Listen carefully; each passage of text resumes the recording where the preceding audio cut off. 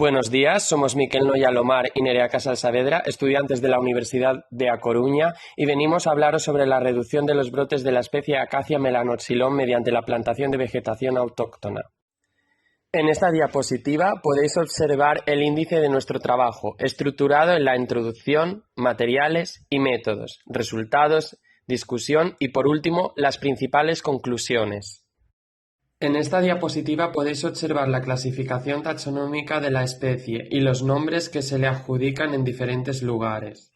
Distribución. Se trata de una especie originaria de Australia que se convirtió en una especie exótica e invasora tras ser introducida como árbol ornamental, para cultivos madereros y para la producción de taninos. Actualmente se distribuye en numerosos países, como se puede observar en la diapositiva.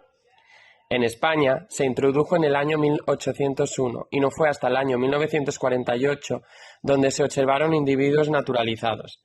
Ahora se encuentra entre las Islas Canarias y, como podemos observar en la imagen, en la parte noroeste de la península ibérica y en algunas poblaciones de la costa mediterránea y Cantábrico. En Galicia su nivel de afectación es muy grave y sobre todo en las provincias de A Coruña y Pontevedra. Biología y estrategias de reproducción. La acacia negra se trata de una especie que necesita climas templados, con una cierta humedad, no pudiéndola encontrar en altitudes superiores a 500 metros. Tiene una predilección por los suelos ácidos, silíceos y algo profundos, por lo que no está en zonas con la pendiente pronunciada. Puede crecer tanto en terrenos yermos como en lugares antropizados, con una degradación previa causada por el hombre.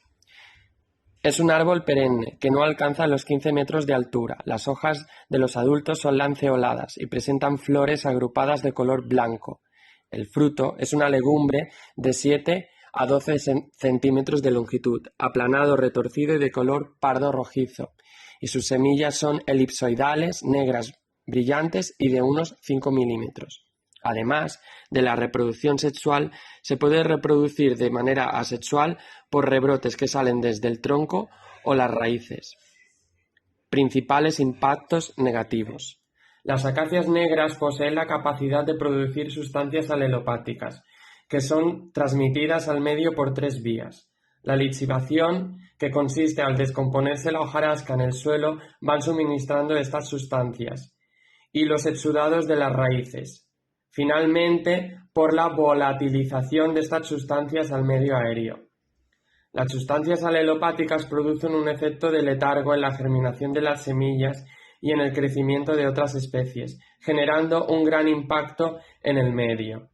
Material y métodos. Para la realización de este trabajo hicimos una búsqueda bibliográfica previa para obtener toda la información de la biología de la especie y saber su situación en el proceso de invasión. Con esta búsqueda pudimos observar la presencia de una población en un parque natural, el de las Fragas do Eume, uno de los bosques atlánticos de ribera mejor conservados de Europa.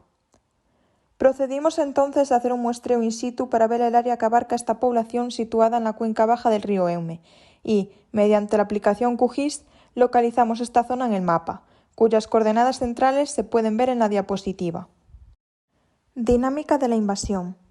Anteriormente mencionábamos la introducción intencionada de la especie que, en esta población en concreto, fue de manera mixta con eucaliptos. Tras superar la barrera geográfica, la especie se aclimató rápidamente gracias a su facilidad de adaptación. Después se produjo la expansión de la especie, que también fue rápida debido a su producción prolífica de semillas y su tasa elevada de crecimiento. La clave para la gestión. La clave para evitar los daños que puede causar cualquier especie invasora es prevenir las introducciones mediante concienciación social, pero esta población de acacia negra ya ha pasado las etapas iniciales de introducción, por lo que esta medida solo serviría para evitar nuevas poblaciones en lugares lejanos a la población de interés. Entonces, en el caso de Acacia melanoxylon, el proceso prioritario de conservación es el control de semillas.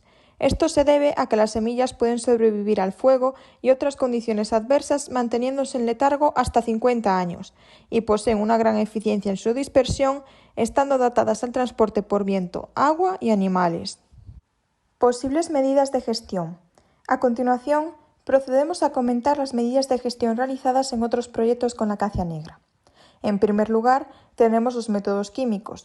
como es el caso del herbicida glifosato que, para usarlo, necesitaríamos talar primero todos los árboles y que, además, se ha estudiado que los tocones ya poseen cierta resistencia a sus efectos, y más teniendo en cuenta que fue un método usado en 2015 para esta misma población.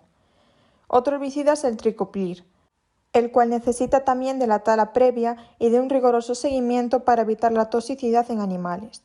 Una aplicación muy riesgosa para un tratamiento que no ha sido investigado en esta especie, sino que solo se demostró su eficacia en la mimosa. En segundo lugar, tenemos los métodos de control biológico que se basan en la introducción de animales que depredan sus semillas o animales formadores de cecidios. Este método supone muchos riesgos, ya que implicaría la introducción de otra especie que podría invadir en esta zona protegida y provocar más daños que la propia acacia. Y, además, tampoco hay estudios suficientes sobre su eficacia. Por último, tenemos los métodos mecánicos, basados en la tala de individuos, los cuales no tienen en cuenta que la eliminación de adultos ayuda a la germinación de las semillas. Propuesta de gestión en la que se centra nuestro trabajo. Se va a realizar un control mecánico, pero con aclaraciones. Como ya sabemos, las acacias negras tienen la capacidad de producir sustancias alelopáticas y estas, a la vez de influir en especies nativas en la germinación de semillas e incluso en el letargo del crecimiento de especies que ya germinaron, también es capaz de causar ese mismo efecto en la misma especie. Por este motivo sería un error eliminar los individuos adultos, ya que al eliminarlos en una fase inicial produciría una disminución del proceso alelopático, haciendo que germinaran las semillas de la misma especie que se encontraban en el letargo. Por esto se va a pasar principalmente a eliminar, primero de todo, los rebrotes que salgan desde el mismo tronco y desde las raíces. Una vez eliminados estos, se empezará a resembrar el sotobosque con especies nativas para ir reduciendo el banco de semillas de la acacia negra que se puedan encontrar allí. Una vez asegurándonos que el banco de semillas se ha reducido y que los rebrotes ya no aparecen, se pasará finalmente a eliminar los individuos adultos de manera mecánica, utilizando maquinaria pesada.